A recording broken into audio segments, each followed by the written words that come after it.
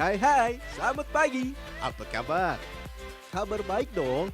Ragam ada di Pulau Borneo nih, tepatnya di Kabupaten Kutai Timur, Kalimantan Timur. Ragam mau ikutan ritual adat pelas tanah yang sangat sakral. Bertujuan untuk membersihkan bumi dari segala hal yang negatif. Unik banget. Terus kita kulineran dong, menikmati sensasi rasa ikan baung asap yang dipadukan dengan buah pisang. Sedap. Terakhir, kita belajar membuat seraung, topi tradisional suku Dayak yang punya beragam corak. Bagus-bagus. Ahai.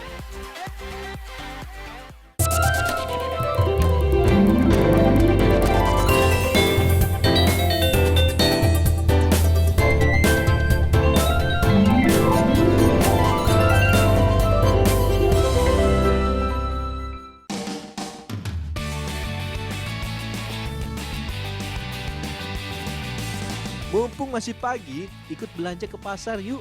Raga mau cari ikan kegemaran masyarakat Kutai Timur, ikan baung asap namanya. Ikan baung adalah sejenis ikan sungai atau rawa. Fisiknya menyerupai lele. Soal rasa, jangan ditanya deh. Dagingnya tebal dan gurih. Sayang, ikan baung ini kini mulai sedikit yang jual. Soalnya pasukannya terus saja menurun.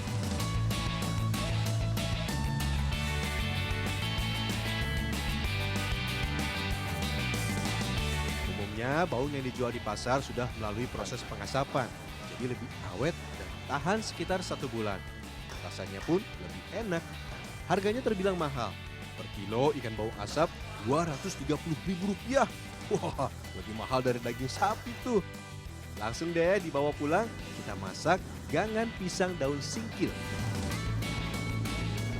Sebelum masak, kita cari daun singkil dulu ya.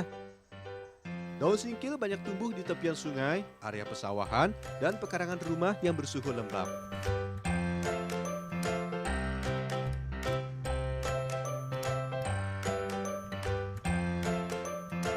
Petik daun singkil yang masih muda di bagian pucuknya saja. Daun singkil memiliki bau yang khas menyegarkan. Pada pinggiran daunnya bergerigi dan tipis. Kerap digunakan untuk memasak makanan berbahan utama ikan. Lumayan banyak nih daun singkilnya. Yuk kita masak. Untuk memasak gangan pisang daun singkil, bahan-bahannya adalah potong ikan baung asap sesuai selera. Keras juga ya. Maklum, ikannya sudah diasap selama 2 hari. Jadinya lebih kering dan alot. Kalau sudah dimasak sih empuk. Kupas ubi jalar. Kita sayur juga. Di Kalimantan memang beda. Ubi jalar nggak sekedar direbus untuk kudapan, dimasak sama ikan pun sedap. Lalu pisahkan daun singkil dari batangnya. Daun singkil dipercaya ampuh mengurangi bau badan, meningkatkan nafsu makan, dan mencegah masuk angin. Mek, kenapa batangnya nggak dipakai, Mek? Ya, daunnya aja dipakai. Pahit. Pahit batangnya. Ini dia nih yang paling penting, gangan pisang daun singkil. Wajib ditambah pisang. Nah, jenis pisang yang digunakan adalah pisang muli atau mahuli mentah. Pisang mahuli ini kaya vitamin B, C, dan beta karoten. Baik untuk kesehatan mata. Kupas pisangnya, tak perlu dipotong-potong. Cuci bersama bahan-bahan yang lain. Selanjutnya, rebus pisang mahuli dan ubi jalar. Tambahkan irisan jahe, lengkuas, dan serai geprek. Masak sampai mendidih.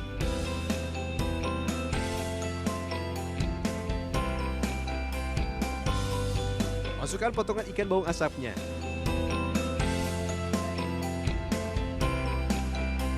Bukan garam. Aduk-aduk sebentar, barulah masukkan daun singkilnya. Gak lama kok. Jika pisang dan ubi sudah empuk, langsung aja diangkat. Gangan pisang daun singkil dengan bau asap, siap dinikmati.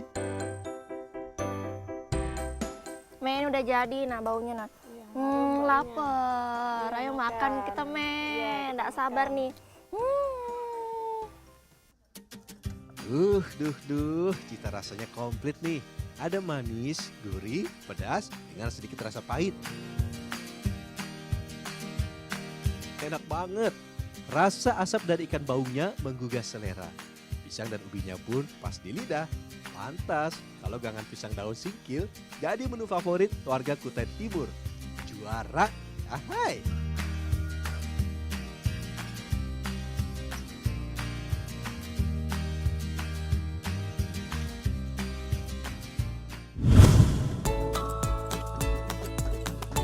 Kabupaten Kutai Timur adalah wilayah baru hasil pemekaran dari Kutai Kertanegara di tahun 1999 lalu. Meski kini sudah menjadi daerah mandiri, adat istiadat warisan Kesultanan Kutai Ing Martadipura tetap terjaga. Buktinya bisa dilihat dari tradisi adat kelas tanah yang rutin diselenggarakan setiap tahun berlokasi di Sanggata, Kutai Timur. Acaranya rame banget. Warga setempat beserta tokoh adat dan pemerintahan kumpul bersama. Semuanya bersuka cita memeriahkan acara. Ragam seni budaya khas Kutai Timur turut ditampilkan. Untuk membuka acara ditampilkan tari Jepeh Odah, tarian rakyat pesisir yang berkisah tentang kemakmuran dan keindahan alam tanah Kutai. Wah, cantik-cantik ya para penarinya. Mereka menari lemah gemulai. Sedap dipandang mata.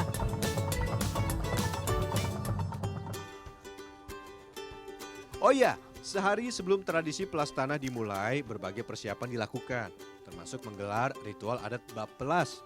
Bappelas bertujuan untuk melindungi masyarakat dari gangguan hal-hal yang bersifat goib dan juga demi lancarnya acara. Seekor sapi akan dipotong, bagian kepalanya lalu dikuburkan di tempat pelas tanah akan diselenggarakan. Sementara bagian organ dalamnya ditanam di berbagai lokasi lain. Kalau dagingnya sih, ya dimasak dong. Nah itu masuknya pelas tanah.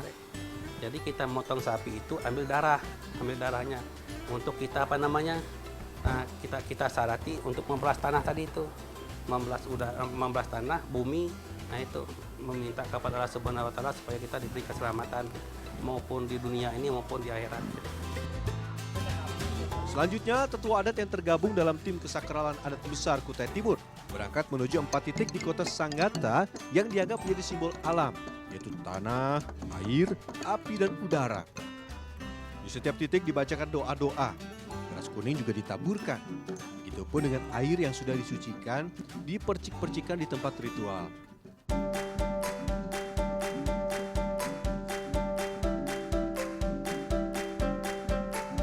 Air suci lalu diberikan juga pada peserta yang ikut hadir agar selamat sentosa semuanya.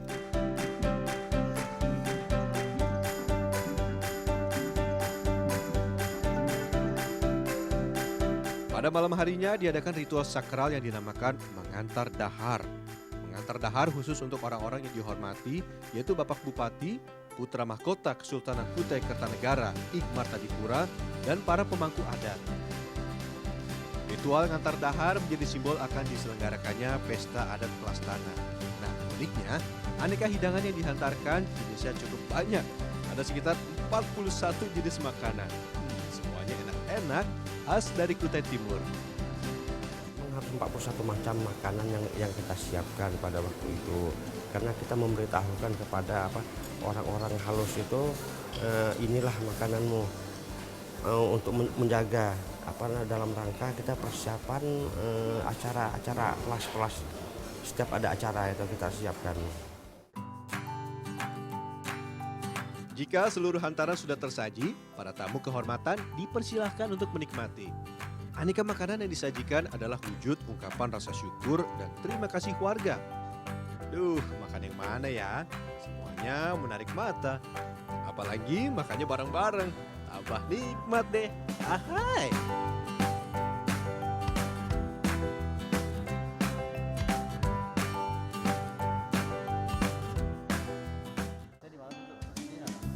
Esok paginya acara dilanjut dengan ritual adat Beluluh yang dipimpin oleh Dewa Belian.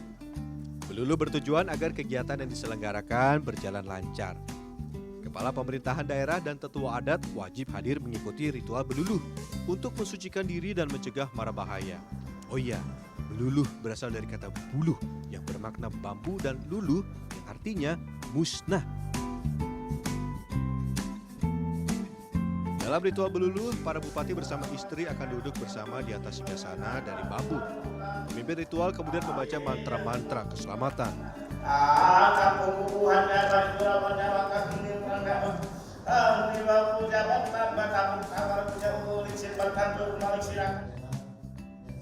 Air tepung mawar kemudian diusapkan ke seluruh bagian tubuh Pak Bupati. Setiap bagian tubuh yang diusap air memiliki makna. Bagian tangan bermakna pesucian diri seorang pemimpin dalam mengendalikan kekuasaan. Bahu sebagai simbol kebersihan dalam mengemban amanat. Sementara kaki menjadi simbol penopang setiap langkah pemimpin. Pokoknya semuanya demi kepentingan rakyat. Air kembang yang telah didoakan digunakan untuk membasuh wajah Pak Bupati. Dilanjut dengan mengusap kepingan uang logam pada bagian mata. Makna simbolisnya sih agar terwujud kesejahteraan bagi pemimpin dan rakyatnya.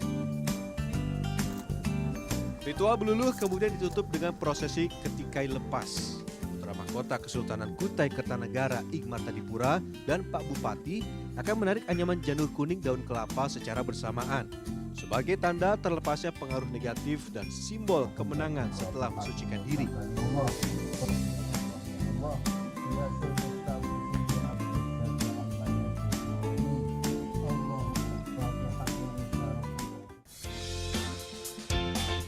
Pelaksanaan pelas tanah memang cukup panjang, terdiri dari rangkaian upacara adat yang berlangsung berhari-hari.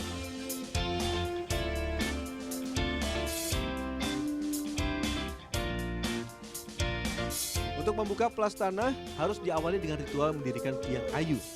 Tiang ayu yang didirikan sejatinya adalah tombak pusaka yang disebut Sangkok Piatu.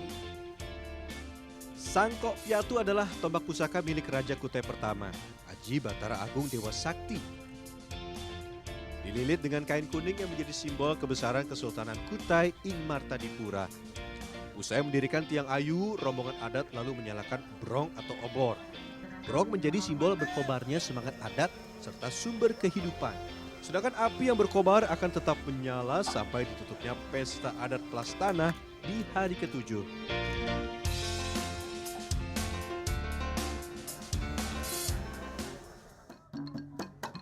Pesta adat pelas tanah berlangsung dari pagi sampai malam.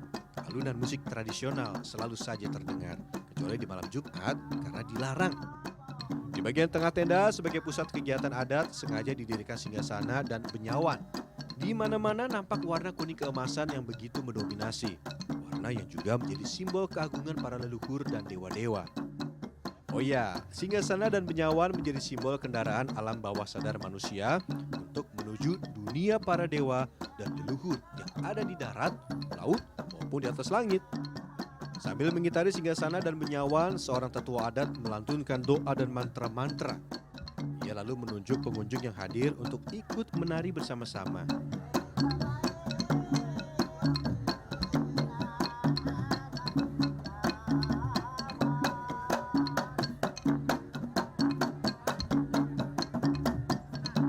Adat ini di samping kita berpesta dengan sesama umat manusia, kita juga mengundang para leluhur, para penunggu yang ada di Kabupaten Kutai Timur ini. Itu berdatangan semua deh.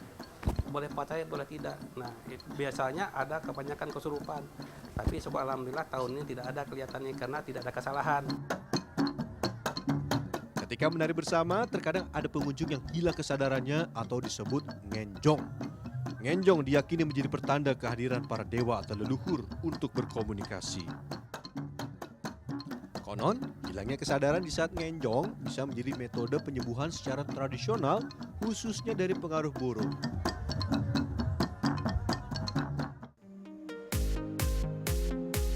Oh iya, dalam ritual adat Beluluh juga ada kegiatan melukis gambar dengan beras warna-warni. Lukisan beras menjadi bagian terpenting dalam prosesi adat sakral pelas tanah Kutai. Wah, kelihatannya seru banget ya. Jadi pengen ikutan buat nih. Tapi jangan sesekali mengganggu pengrajinnya. Soalnya butuh konsentrasi penuh ketika membuat. Lukisan dari beras disebut dengan tambak karang. Beras dicampur dengan 7 warna yang mewakili keindahan serta pancaran hidup manusia. Tidak sembarangan orang bisa membuat tambak karang loh. Hanya orang-orang tertentu saja dari Keraton Kesultanan Kutai Kartanegara Ing Martadipura. Kabarnya keterampilan membuat lukisan tambak karang diwariskan secara turun-temurun sejak lama. Jadi nggak sembarangan orang bisa belajar membuatnya. Ada 8 motif tambak karang yang dibuat Kesultanan, yaitu motif lembu suwana, karang genta, karang dungkul, karang indrageni, karang terate, karang daulan, serta karang paoh. Nah, tambak karang yang sedang dibuat kali ini adalah motif tambak karang daulan. Simbol gambar yang disusun terdiri dari taman, jembatan, pelangi, kolam, dan 2 ekor ikan. Tidak lupa 4 ekor naga di sudut lukisannya. Pada bagian moncong naga akan diletakkan 2 buah pisang sebagai simbol tandu ataupun taring. Serta telur ayam kampung sebagai lambang kemala atau batu pusaka. Nah, ngomongin soal naga, orang Kutai juga punya legenda loh. Konon, di masa lalu, hiduplah seorang yang bernama Babu Jaruma. Ketika ia membelah kayu bakar untuk memasak, di dalam kayu ternyata ada seekor ulat yang cantik. Ulat lalu dipelihara dan lama-kelamaan, sang ulat berubah menjadi seekor naga yang cukup besar.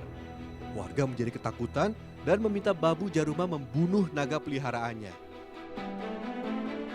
Lewat petunjuk mimpi, Babu Jaruma lalu menghanyutkan naga ke sungai dan menaburkan beras kuning.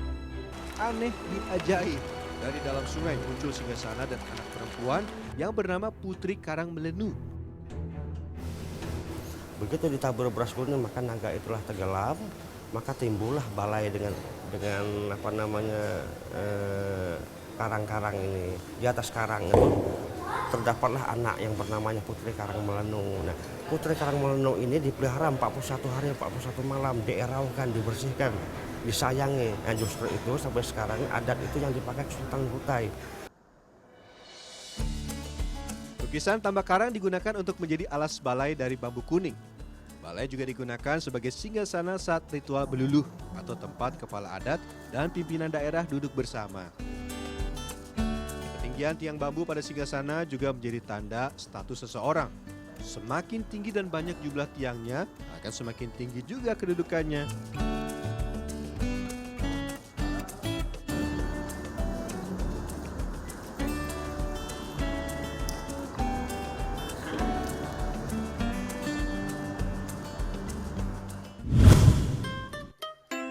Jangan kemana-mana dulu ya, karena masih ada informasi menarik yang sayang untuk dilewatkan. Tetaplah di Trans 7.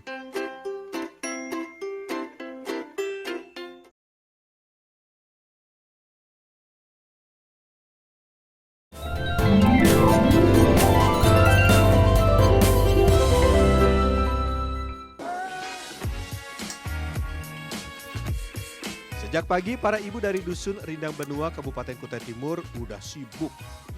Lagi buat apa sih? Oh, mereka ternyata lagi buat topi seraung. Motifnya cantik dan unik ya. Seraung adalah topi khas suku Dayak di Kalimantan. Dikenakan untuk melindungi kepala dari panas dan hujan, khususnya saat berladang. Tapi karena bentuknya unik dan menarik, seraung kini dijual untuk buah tangan. Bentuk seraung sangat mirip dengan caping. Bedanya, seraung tidak dibuat dari bambu, melainkan dari daun sang. Daun sang adalah sejenis tanaman palem yang berdaun lebar. Daun sang hanya tumbuh di hutan Pulau Kalimantan. Uwe, ini kan daunnya masih kering nih, belum terbuka. Jadi habis ini mau Ya, baru kita bukanya, Iya, baru dilap kering, baru bisa kita jahit. berarti cucinya di ember situ aja dulu ya? Sebelum dibuat menjadi seraung, daun sang yang sudah kering harus dibasahi terlebih dahulu agar tidak mudah patah atau rusak. Redam dengan air hangat 5-10 menit agar tekstur daun menjadi lentur. Angin-anginkan sebentar, lalu buka lipatan daunnya secara perlahan. Kalau susah, cukup gulung dengan jari. Beres. Selanjutnya, jahit daun sang dengan benang wol. Pilih daun yang lebar dan tebal. Jahit melingkar hingga terbentuk dasar seraung. Satu buah seraung biasanya terdiri dari 2 hingga 3 lapis daun sang. Makin banyak daun yang digunakan, akan makin awet seraungnya. Jahit kembali supaya sambungannya semakin kuat. Kemudian buat bagian dalam seraung dari anyaman daun pandan hutan. Sesuaikan dengan ukuran lingkar kepala. Jadi deh, gimana? Bagus kan? Satu buah seraung dibuat para pengrajin selama 2 hingga 3 hari. Harga jualannya lumayan loh, bisa mencapai ratusan ribu rupiah. Maklum, bahan bakunya sudah mulai langka.